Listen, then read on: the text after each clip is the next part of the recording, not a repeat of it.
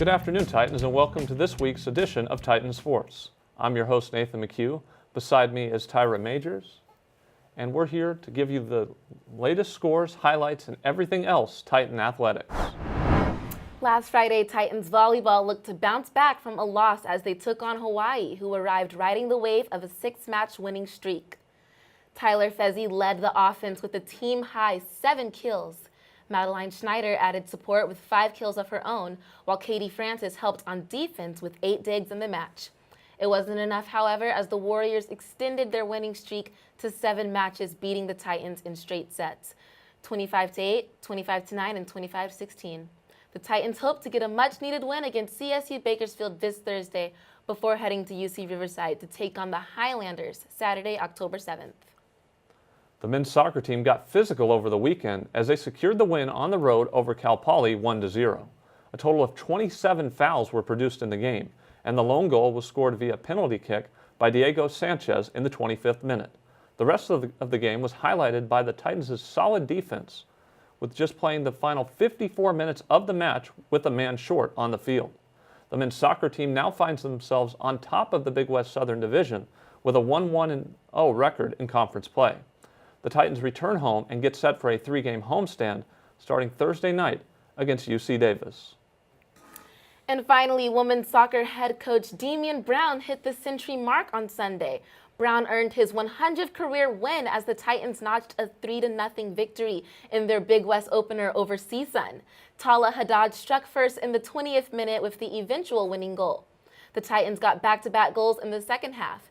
Jasmine Mansilla doubled the Titans' lead when she scored her first goal of the year in the 71st minute. Then Haley Brown scored on a header in the 72nd minute to make it a 3-goal lead. Titans defense limited CSUN to just 2 shots on goal, and Morgan Birch collected the shutout with 1 save.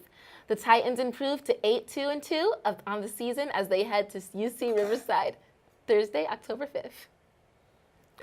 Now we'll send it off to Jessica Lucero for a new segment we have this week called What the Tusk. Take it away, Jessica. Hello everyone, I'm Jessica Lucero and welcome to our first ever edition of What the Tusk, where we allow ourselves to run wild like Yasiel Puig on Players Weekend with sports news and pop culture outside of Cal State Fullerton. To start, let's take a quick pitch right into the MLB playoffs. With the Red Sox clinching the AL East, can we bet on the Sox to advance, or will the AL West champions Houston Astros knock them out of this world? Haven't seen a battle between the East and West this intense since the Cold War. Finally, Colorado's rocky finish against the Dodgers makes them vulnerable to some setbacks when they face the Diamondbacks in the NL West wildcard game. The Rockies need to watch out, though, since the Snakes are making a comeback. After all, just ask Taylor Swift. Will the Diamondbacks' bite be strong enough to advance them to the division series, or will the Rockies be able to shake them off? We'll find out. NBA preseason tipped off over the weekend with a slate of games best reserved for mid-January. Notably making his debut was Lakers rookie Lonzo Ball.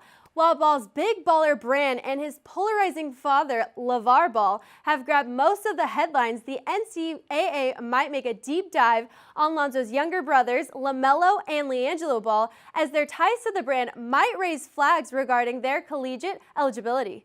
With Adidas now in the crosshairs of what will undoubtedly become a messy scandal from the FBI, we can see more potential in the basketball footwear marketplace than ever before.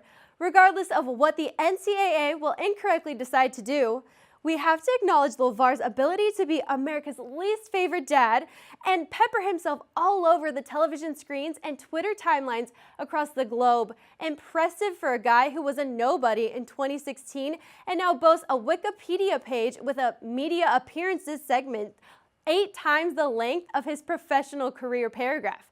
No doubt that the rise of BBBB, 3 BBs, I don't know, I lose count. It will be a case study in marketing 101 courses on college campuses across the country, and we will all have ball in our mouths for years to come. Josh Rosen of UCLA and Sam Darnold of USC are being considered as 2 of the most talented quarterbacks in college football right now.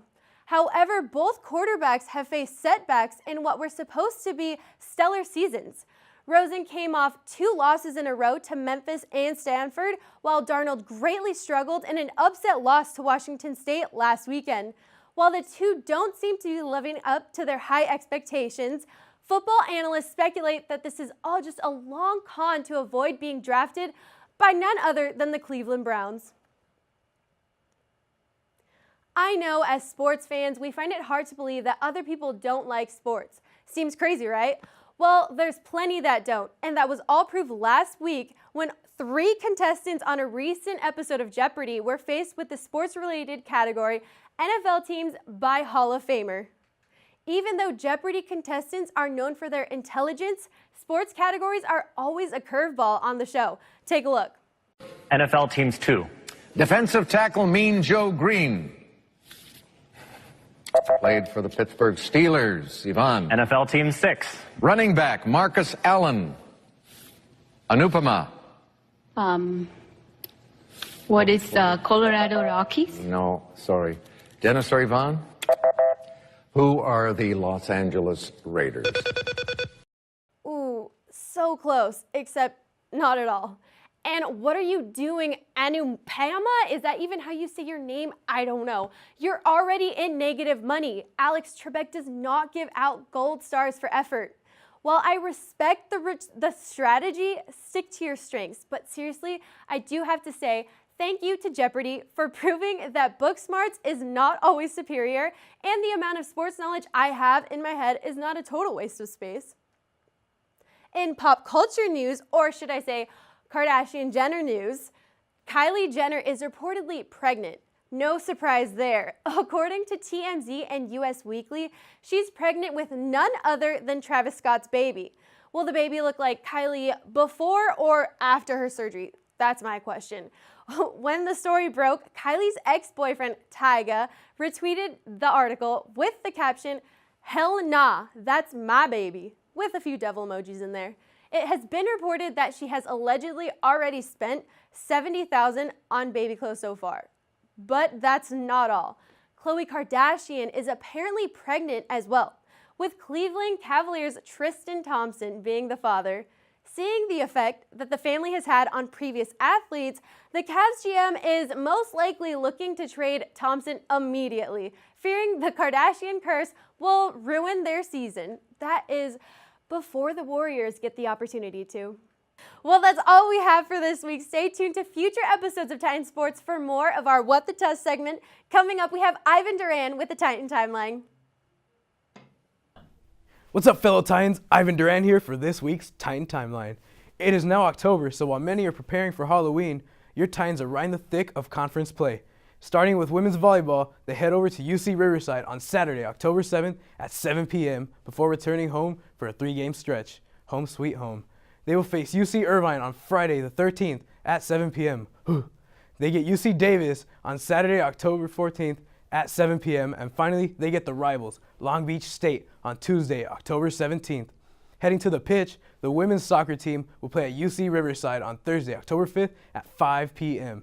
They then head to Long Beach State for what will for sure be a heated game, and I know I'll be there, on Sunday, October 8th at 6 p.m. Finally, they get UC Davis on Sunday, October 15th at 2 p.m.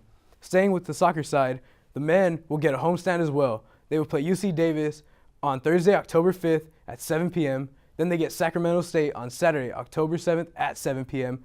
Then they face CSUN on Wednesday, October 11th at 7 p.m. Finally, they head out to UC Riverside on Saturday, October 14th at 7 p.m. Last but not least, the women's golf team heads to New Mexico State for the New Mexico State Aggie Invitational Tournament from Monday, October 9th to Wednesday, October 11th. That is all for this week's Titan Timeline. I'm your host, Ivan Duran. Back to Tyrah and Nathan. That's it for this week's episode of Titan Sports. Thanks for tuning in, and be sure to check out our previous installments on our Titan Sports YouTube channel.